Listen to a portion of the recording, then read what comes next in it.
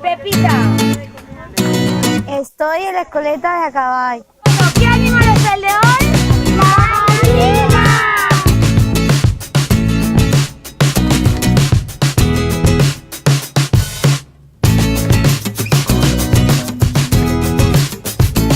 Estaba con Pepita, la gallina.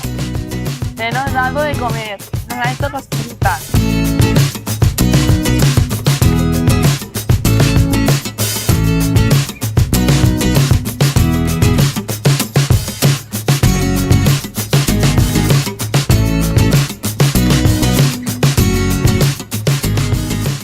Le hemos dado de comer.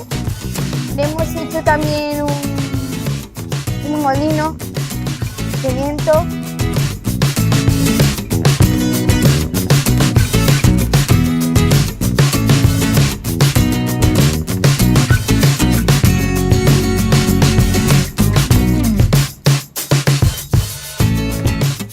Luego han hecho las pruebas. Ha habido una prueba de agua. Otra de periódicos.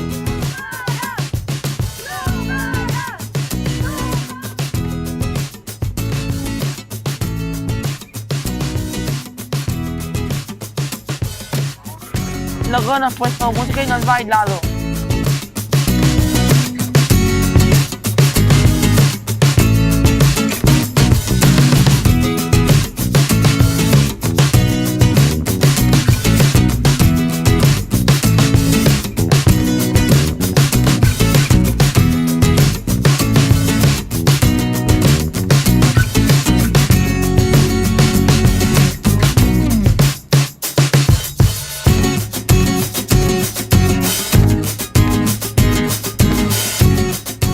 Lo que más me gusta de la escoleta es hacer nuevos amigos.